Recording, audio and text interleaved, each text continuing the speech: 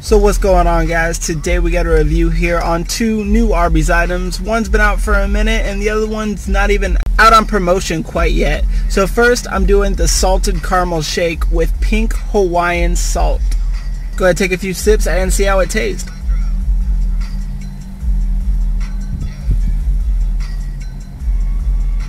Now, for the saltiness, I don't think there's really much mixed into the actual shake itself, but on top, you do see that nice little bit of the pink Hawaiian salt. The actual caramel flavor itself is kind of weak. I mean, you get a little bit of this almost artificial caramel flavor. It's not too potent. I mean, it goes very nice with the actual salt itself, because then you are getting some of that salty and sweet at the same time. It's definitely not a bad shake, but really the caramel could be a lot more pronounced. But I mean, there's only so much you can do with pre-mixed ice cream. But let's go ahead and check out that brisket sandwich.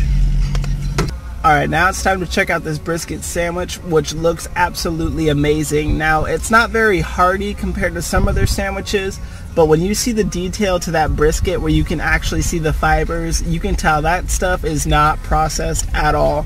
And then you get a nice little slab of Gouda up on there with their crispy onion strings. I mean, overall, it looks like it's gonna be amazing. Let's go ahead and take a bite and find out.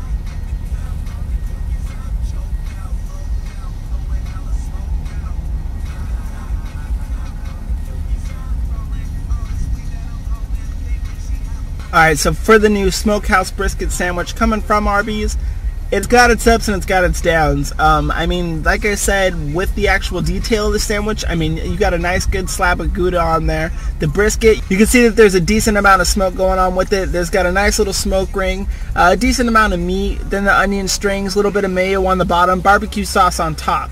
Now, it seems like the brisket would be nice and juicy. For me, my brisket's a little dry. Now, I'm not too sure if that's the way it's supposed to be, or if mine maybe is a little bit past its freshest time. But for me, my sandwich was a little dry. Even with the barbecue sauce and the mayo, it's not really too juicy, which is kind of a letdown, because for brisket, I mean, I want a nice, juicy brisket. Now, this looks amazing. Flavor-wise, I think if it was juicier, maybe with some au jus, something like that, definitely a lot tastier. For the Gouda itself is surprisingly pretty well. I mean, I get a little bit of the smokiness coming through. It's definitely not muted like a lot of cheese on most sandwiches. I get a little bit of the flavor and it mixes well with the actual brisket itself. The onion strings go very nice, add a little bit of the crunch factor for the sandwich itself. Overall, I would say it's a pretty good sandwich.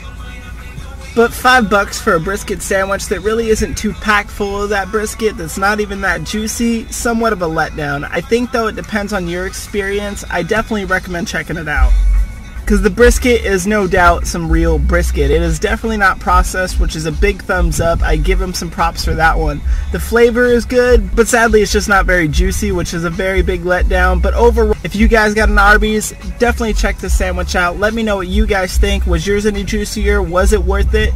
As always, guys, thanks for watching. Plenty more videos to come. Subscribe, and I'll see you guys in the next one.